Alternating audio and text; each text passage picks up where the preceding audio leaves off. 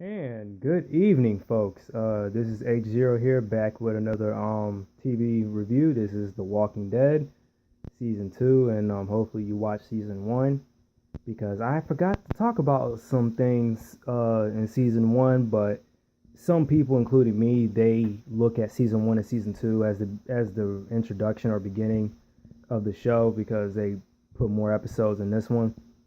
So I'm going to dive right in and talk about a little bit what happened behind the scenes and a little bit currently why the show is where it's at now.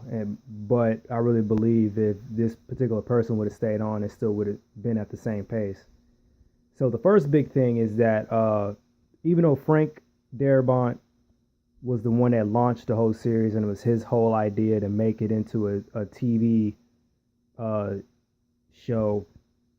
The funny thing, okay, let me start from the beginning. Apparently, people had came up to Kirkman beforehand to adapt The Walking Dead into some kind of, second medium property. And even Frank said that, not Frank, Robert had said that he listened to people very closely and how they wanted to do it. And he said he originally pitched a comic book as the zombie tale that never ended, but he said you really couldn't do a movie out of that because it never ends. So they were making sequel after sequel after sequel, and it'll be, you know, it kind of wouldn't make sense because you have to jam so much into the series. So, like for example, season 3 or 4, that could have been 3 movies right there if they would have took the long pace as they would have. You would have watched the show, but the thing is, why I mentioned Frank is that even though they still list him on the credits, I don't know if he's still getting money from the show, but probably not because they list Tony Moore too, who was one of the artists, and he technically got fired and sued and all that. But he did sign a contract, so I guess everybody's getting a little bit of something. Uh, it's probably why Frank didn't go in a certain way the way he did. But Frank technically got fired from the show, and that was revealed right around the beginning of season 2. And I really believe he got fired because he had went head to head with the producers of how the show was going to be made. And the sad part is that it's kind of contradicting because some of the tactics that they're doing now is pretty much Frank had already planted the seeds. And what I'm about to say is, some of those episodes, and this is for the people who watch the show, hardcore, like every single Sunday that it comes on. But you ever notice how, and they also read the book, but how they have some of these episodes that are not related to the comic book at all, like later in season 4 with the hospital, it was completely original. I heavily believe Frank is the one that technically started that because, season 1, episode 6 with the CDC, that was completely original, and that was his whole idea. And he even said, we're gonna take this detour and meet you right back on the path of the comic book. And he had a bunch of other ideas as well, that had possibly challenged the studio, and two particular pieces I'm going to talk about. So back in season 1, where Rick shoots the zombie in the tank, that was actually supposed to be an extended piece of who that guy really was, and it was supposed to be revealed in season 2. I'm assuming when the bombs had dropped in Atlanta, like it was an additional scene that was supposed to happen right there. So apparently, some of the main characters, I think Carol and Lori and Shane, they met that guy who was in the tank, and he eventually had guided them to safety or whatnot. I can't remember what this whole spiel was, but that was Frank's idea to give more depth to some of the walkers that we saw on the show or Rick encountered that it actually had a backstory. And another one was Bicycle Girl. If you see the webisodes on this DVD, they have more webisodes too if you look them up on YouTube. But this particular set was only on DVD or Blu-ray. I haven't seen any of them anywhere else, unless it's on Fear the Walking Dead. But every time I got like another season, I wanted to see the additional ones because I already saw them already. They all connect with Rick one way or another. And one of them I could think of in cold storage, which connected with Rick because his photograph was in the storage unit, and I can't remember the other one. But going back to the point, it was little stuff like that, like the whole bicycle girl. Yeah, she was really a mother to like two kids and having a custody battle with the husband, and then it showed how she got bit and turned, and it made it much.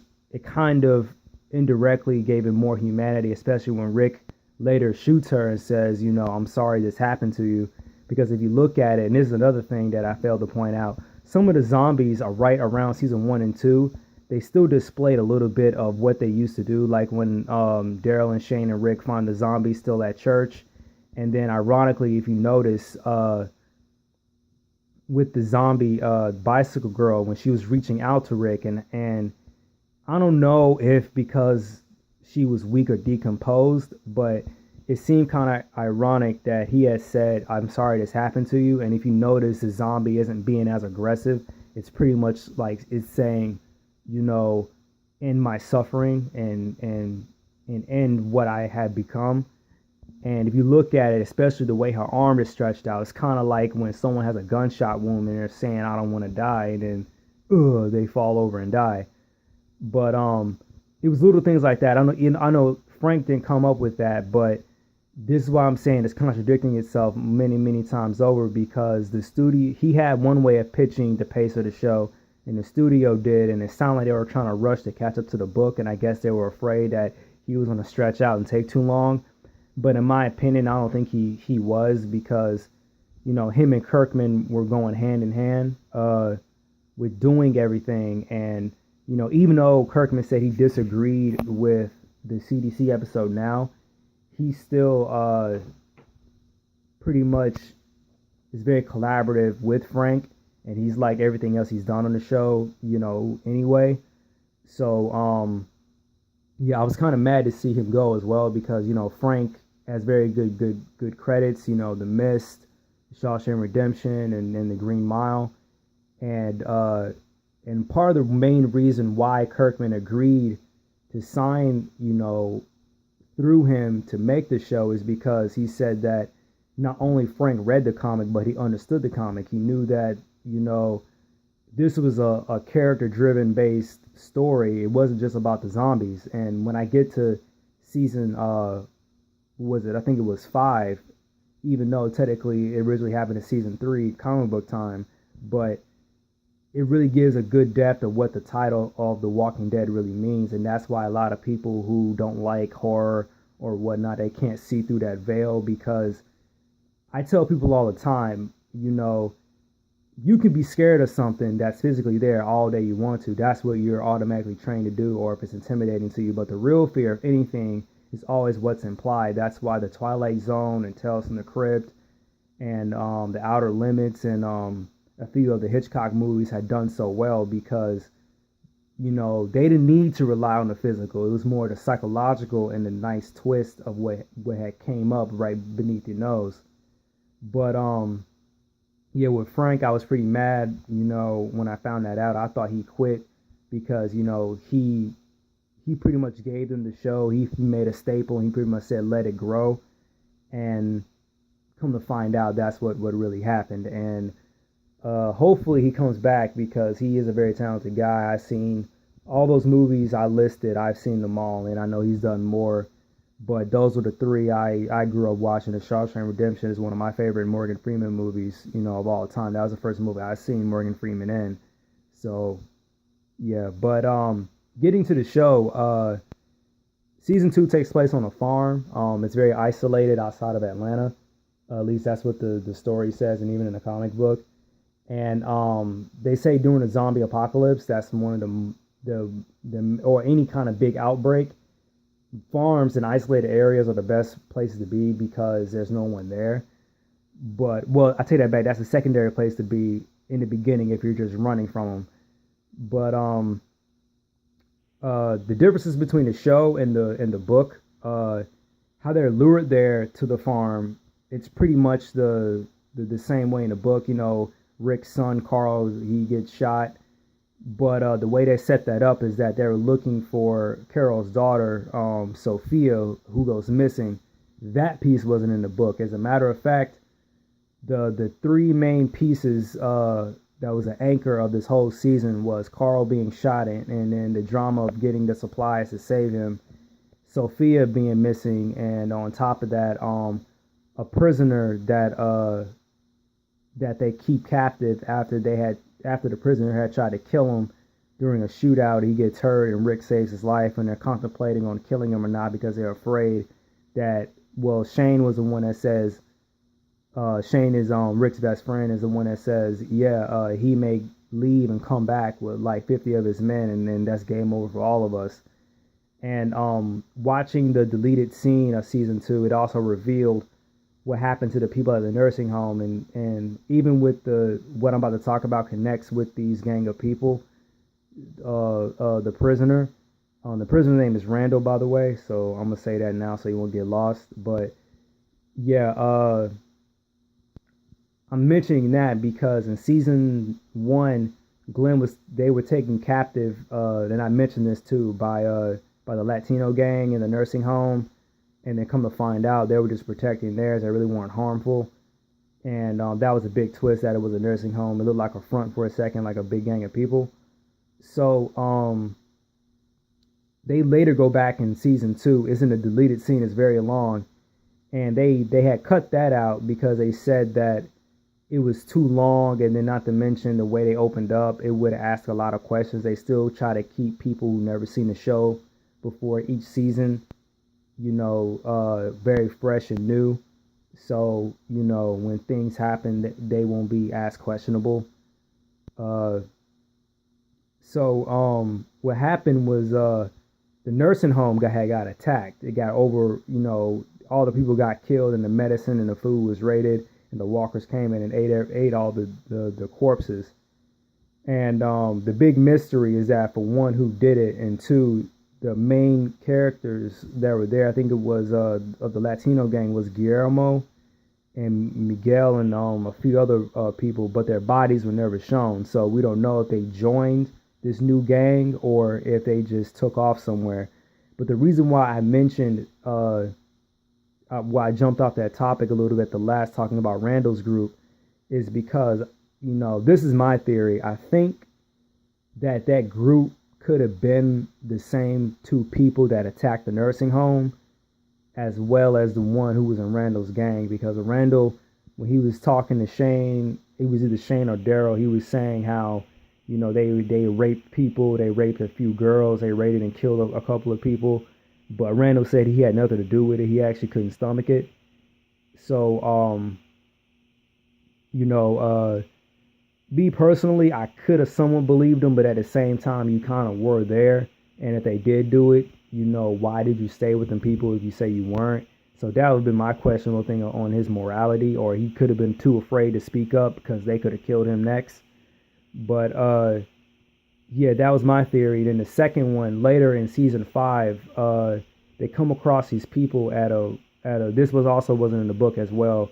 The Grady Memorial Hospital people, and I'm gonna talk about them when we get there. But I thought they could have done the raid too. But if you see the whole setup, they didn't seem much like the raid type, and they looked like they had a system set up, like the Saviors, who I'm also gonna later talk about when we get to season 6 and 7.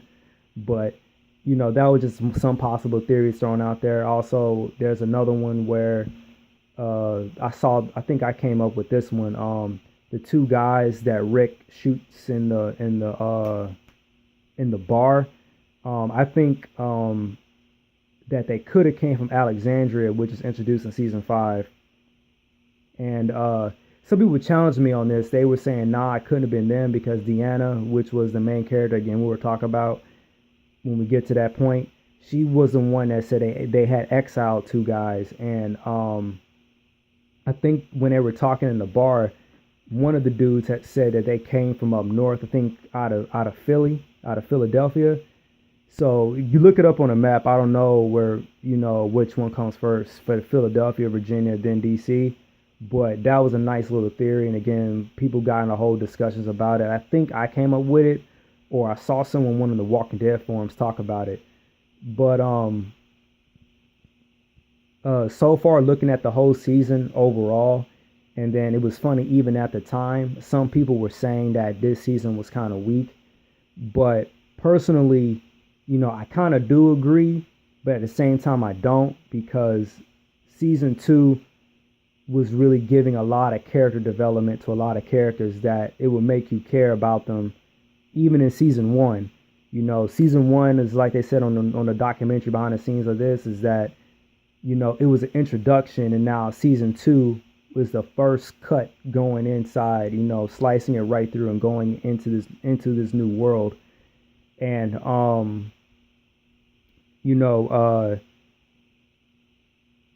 I liked it for the emotional beats, especially with the love triangle, because Shane is still alive in this point. In season two he was still alive. In season one, in the comic book, he technically died like at issue 6, and it was a big emotional toll for Carl, because that's the first human person he had shot, and he even said it's not like shooting the dead ones. But here on the show, they had changed it. Rick was the one that killed him when he was alive, and Carl was the one that shot him as a zombie. And that was the big twist I just gave away from season one, is that's what Jenner had told Rick, is that everybody's technically infected. If you die from a gunshot wound or natural causes, you're going to turn and reanimate no matter what. So, and the group was kind of pissed off at him, and I would have been too, because they gave some stupid reason why he didn't tell. And I think the only reliable one is that because he thought Jenner was crazy and whatnot, but he still should have said something. They could have tested that out. But, the first victim to die like that was Randall, and then the second one was Shane. But overall, I'm going to say this, and this might be controversial, but some people might agree with me. I think Lori was somewhat of a reason for Shane dying. And because she teased him a little bit about not leaving, and then that's what sparked him to say, oh, okay, I pretty much got the green light to kill my best friend and take his wife. And it was different in the book, because he just flew into madness and not having anyone. He really didn't mention much about, loving Lori and trying to be, the father of their new kids. And another small spoiler, Lori is pregnant, possibly by Rick or Shane's daughter. So again, that's another thing coming up in season 3. So, and I'm saying it's controversial because in the comic book, Lori wasn't that much of a bitch. Neither was Andrea. Like, their characters are completely different in the comic. And recently, another spoiler alert, Andrea's character just died in the comic book. She lived a very long time. She lived all the way up to the Whispers, and she was one of Rick's new lovers. So, again, I was kind of mad about what they did, because at that point I had read about who Andrea had became right around Condominium 2, and then what they did to her in season 3. At that point, when I already, read and watched, I was pretty much mad. But the good thing that I did like was that they changed Carol's character, because she's still alive on the show, but she's dead in the book, and she was weird. She wanted some kind of, polygamy relationship with Rick and Lori, and she was suicidal. She was having sex with everybody, trying to. I think she had sex with Tyrese and later broke up with him when he went with Michonne, and then hooked up with one of Hershel's kids. It was just bizarre. And, I'm not going to talk about every single difference on the show versus the book, because they got videos for that, and they do a lot better job than I do. But that was another small change, is how many kids Hershel had on the show. The only one that technically is still, 2 of them that was technically still there. One of them was undead, and I think that was his son in the book, which was Sean and Maggie. And he had a lot more, and it was pretty much, I like the changes because they do it on purpose as a distraction. And I say that because The Dark Knight had got that on me when I was watching it in theaters, The Dark Knight Rises. And for a good moment, and people, you cannot lie, when, especially you Batman fans, when you watch that and the whole drama was building up, you forgot for a second that Ra's al Ghul had a child, even though they had mentioned it in the movie. And then we were all trying to figure out who could it be. And then she was right there under our noses the entire time with a fake name. Yeah, so you should have known at that moment, oh yeah, he did have that. And then it was a complete 180 when you had found out. So The Walking Dead had did the same thing. Even though people who read the book, they still got surprised when they had changed something, but they still kept it in there. Or take that back. They had added something to distract you with something that actually did happen in the book. So, the one prominent moment is again in season 7, but I was expecting for that one just in case. But yeah, that's pretty much my review. Hopefully some good film people, good storytelling people can see my opinion on, it is the weak season, but technically it was necessary. It gave a lot of character development. So when it got to season 3 and on, that's when you invest a little bit more. And to be honest, season 3, that's when, the show officially starts the whole, main core of what the rest of the series is about. So, to me, technically season 2 starts with season 3, so they laid a lot of seeds in the ground of what, what is to come, especially with those bandits with Randall's group. It was, morality of, do you kill this person or let them go? It was, again, it's getting bigger and bigger and bigger with every season. So yeah, see you guys in season 3 and talk to you guys later. Peace.